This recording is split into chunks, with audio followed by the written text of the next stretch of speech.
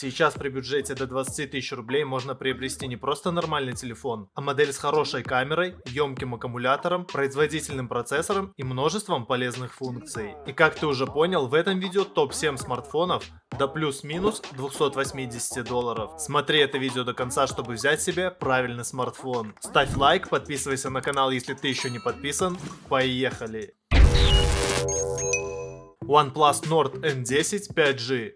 Одна из лучших моделей 2020 года, которая дает жару и в 2021. Смартфон является оптимальным выбором в категории до 20 тысяч рублей. Хоть он и выполнен из пластика, но качество сборки на высоте. Из особенностей приличная конфигурация железа, процессор Qualcomm Snapdragon 690, купе с 6 гигабайтами оперативной памяти. В игрушки порубиться на нем можно. Объем флеш-памяти составляет 128 гигабайт с возможностью расширения microSD. Также здесь обновленный графический процессор Adreno 619L. Отмечу совмещенный слот для сим-карт и карт памяти. Это не очень удобно, когда приходится выбирать между дополнительной памятью и вторым оператором. В смартфоне использован весьма неплохой по качеству IPS дисплей с частотой обновления 90 Гц и без мерцающего эффекта шим. Отверстие фронтальной камеры в углу экрана. И для кого-то это может стать минусом, но как по мне это плюс. В плюсах также камера на 64 мегапикселя, которая снимает очень даже хорошо.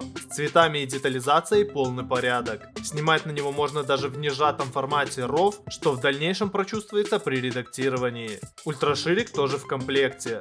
Быстрая зарядка на 30 Вт не самая быстрая, но и не 12 Вт. Не забыли и про модуль для бесконтактной оплаты NFC. Также здесь заявлена поддержка 5G. Смартфон OnePlus Nord N10 5G является весьма неплохой моделью, которая представляет максимум возможностей за весьма небольшие деньги. На данный момент цена на смартфон составляет около $280. Но не спеши тратить свои деньги, ведь наш следующий смартфон считается культовым в своем классе и занял первое место по количеству продаж в 2020 году, но после айфонов, разумеется. Samsung Galaxy A51. В силу сбалансированных технических параметров, хорошая камера, экран, мощный процессор и принес своим производителям немалую прибыль. Сейчас смартфон до сих пор неплохо продается. И это не просто так. Samsung Galaxy A51 это все еще не крупный, изящный, тонкий и легкий смартфон. Аппарат получил отличный дисплей на Super AMOLED матрице размером 6,5 дюйма. Экран отлично откалиброван и цвета радуют глаз. Селфи-камера получила крупную матрицу, разрешение которой составляет 32 мегапикселя. Реализованы неплохие портретные режимы для создания отличных селфи-снимков.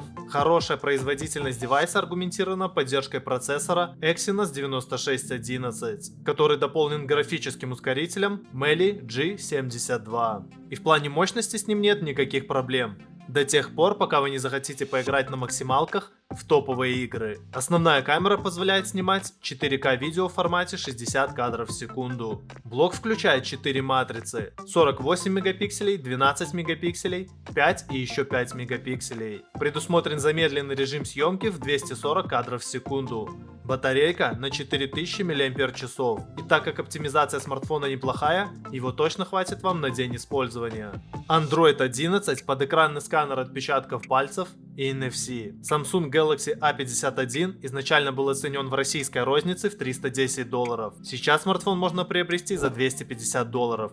И это еще больше подогревает покупательский интерес. Следующий смартфон не очень хорошо подходит для требовательных игр, но со всем остальным он справляется очень хорошо. Oppo A74 выполнен по классическому рецепту доступных смартфонов последних лет. Неплохой дисплей, емкий аккумулятор, достаточное количество памяти, хорошая основная камера и шустрый интерфейс. Классно переливающаяся на свету задняя панель пластиковая, но понять это можно только если постучать по ней ногтем. Даже в ладони задник ощущается как стекло, вся соль в хорошем олеофобном покрытии. Сканер отпечатков пальцев встроен прямо в дисплей, работает достаточно быстро. По меркам класса дисплей у Oppo A74 просто замечательный. Здесь не LCD, а OLED-панель, у которой много преимуществ. Например, сниженное энергопотребление, глубокий черный цвет, высокая контрастность. А конкретно в этом случае еще и очень высокая максимальная яркость, доходящая до уровня в 600-800 нит. И под прямыми солнечными лучами яркого солнца пользоваться телефоном абсолютно комфортно.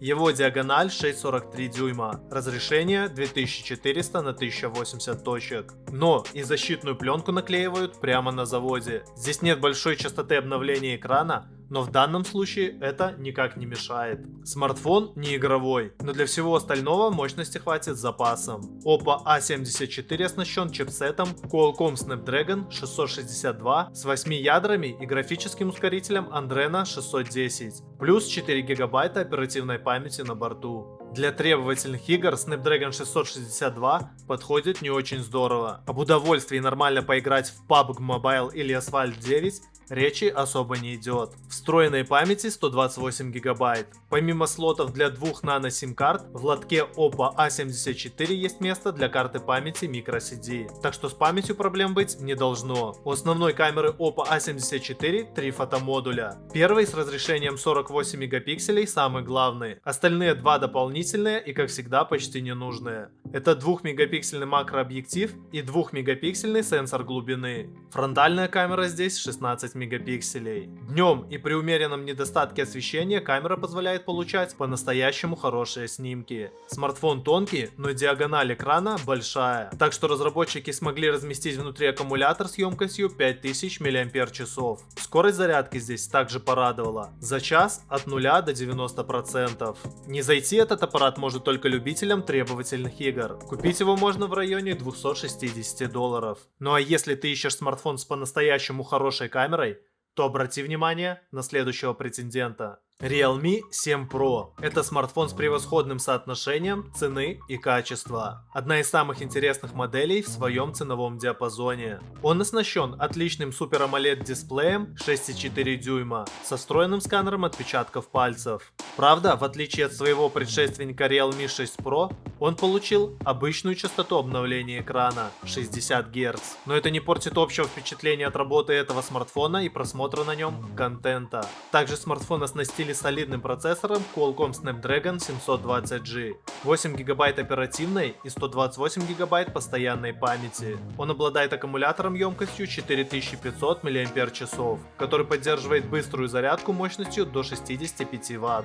И это очень круто, так как обычно зарядки такой мощностью можно увидеть только во флагманах. Смартфон можно зарядить до 100% всего лишь за полчаса. Realme 7 Pro имеет хороший набор камер, состоящий из модулей разрешением 64 мегапикселя, 8 мегапикселей и еще 2 по 2. С их помощью вы всегда получите фотографии хорошего качества. Найти телефон с таким качеством фото при такой же цене не так-то просто. Дополнительным преимуществом является тот факт, что в переднюю часть смартфона встроена 32-мегапиксельная камера. Смартфон также поддерживает двойную сим-карту, бесконтактное подключение NFC и стереодинамики.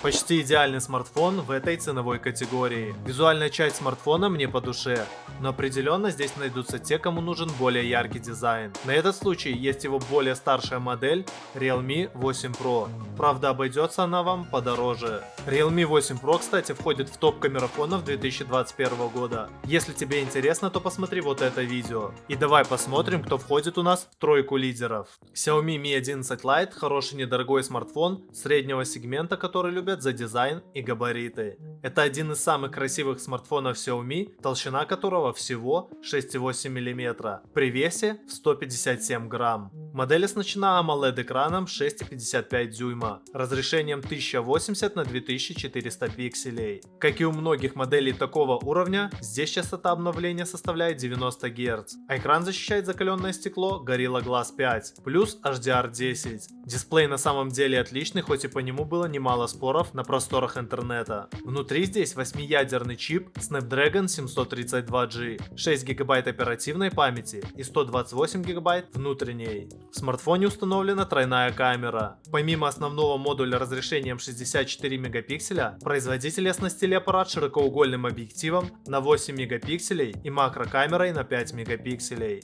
Разрешение фронтальной камеры 16 мегапикселей. Снимает смартфон за свои деньги очень даже хорошо. За безопасность безопасность отвечает сканер отпечатков пальцев на боковой панели и возможность разблокировки по лицу. Аккумулятор может показаться несколько слабоватым – 4250 мАч, зато смартфон поддерживает технологию быстрой зарядки. Смотря на Mi 11 Lite, хочется сказать, что с этим смартфоном Xiaomi действительно перешла в высшую лигу. Смартфон получился изящным и премиальным, как визуально, так и тактильно. Ну а купить его можно примерно за $290. Это один из тех случаев, когда я просто порекомендую сходить в магазин, подержать смартфон в руках, чтобы ощутить всю его эстетику. Ну или хотя бы посмотри полный обзор на него по ссылочке сверху. Но следующий смартфон, можно сказать, уже легенда. Redmi Note 10 Pro. Очень хороший вариант за свою стоимость. Имеет просто отличный AMOLED-экран с частотой обновления 120 Гц. Разрешение здесь 1080 на 2400 точек, при диагонали 6,67 дюйма. Но главной особенностью этого смартфона является основная камера на целых 108 мегапикселей. Она реально снимает офигенно. Плюсом к основному модулю будет ширик на 8 мегапикселей, макрокамера на 5 мегапикселей и датчик глубины на 2 мегапикселя. Разрешение фронтальной камеры 16 мегапикселей.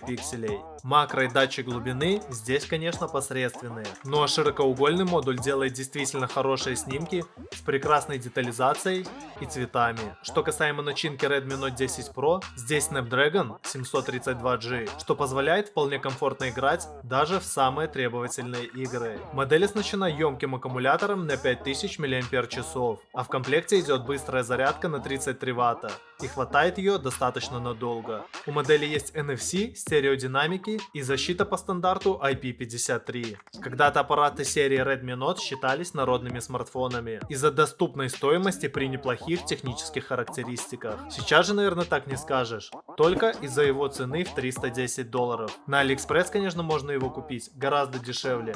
Там он обойдется вам в $260. Ну а если тебе нужен действительно мощный аппарат, то обязательно обрати внимание на нашего лидера Poco X3 Pro. Этот смартфон не сильно подходит для фотографий, но для любителей гейминга это просто находка. На самом деле по производительности эта модель превосходит многие модели телефонов ценой от 20 до 25 тысяч рублей. Поэтому внимание потребителей к Xiaomi Poco X3 Pro точно заслуживает. Представленный смартфон поставляется в трех цветах: черном, синем и бронзовом. Экран IPS с частотой обновления 120 Гц, диагональ которого 6,67 дюйма. Максимальное разрешение экрана Full HD+. И этот смартфон при таком экране поддерживает все современные игры. Все это во многом благодаря мощнейшему 8-ядерному процессору Qualcomm Snapdragon 860 и 6 или 8 гигабайт оперативной памяти. Встроенной памяти 128 гигабайт, но всегда можно добавить память путем установки microSD. Аккумулятор на 5160 мАч, но заряжается он всего за час, во многом благодаря зарядке на 33 Вт. Камеры смартфонов не очень впечатляющие, но если бы и камеры здесь были хорошие, то смысла в дорогостоящих аппаратах не было бы вообще. В тыльной части телефона установлен блок из 4 камер: 48, 8, 2 и 2 мегапикселя. Предельное разрешение видеосъемки Full HD 60 кадров в секунду или 4К при 30 кадрах в секунду. Также здесь присутствует опция замедленной съемки HD 960 кадров в секунду. Для создания селфи используется фронтальная камера на 20 мегапикселей. Если взять в целом, то этого вполне достаточно, чтобы пилить фотки для Instagram. Базовая операционная система Xiaomi Poco X3 Pro Android 11. Оболочка MIUI 12. Среди поддерживаемых коммуникаций следует отметить Wi-Fi 5, Bluetooth 5.0 и NFC. Откровенно говоря, смартфон шикарен, и его покупка является разумным решением. Учитывая его цену и характеристики, это просто космос за $260. В этот топ, конечно, еще можно было добавить еще кучу разных смартфонов. И если ты здесь не нашел что-то по душе, посмотри вот это видео, там тоже много интересного. И пиши в комментариях, какой из девайсов ты бы еще добавил в топ до 20 тысяч рублей. Да пребудут с вами инновации!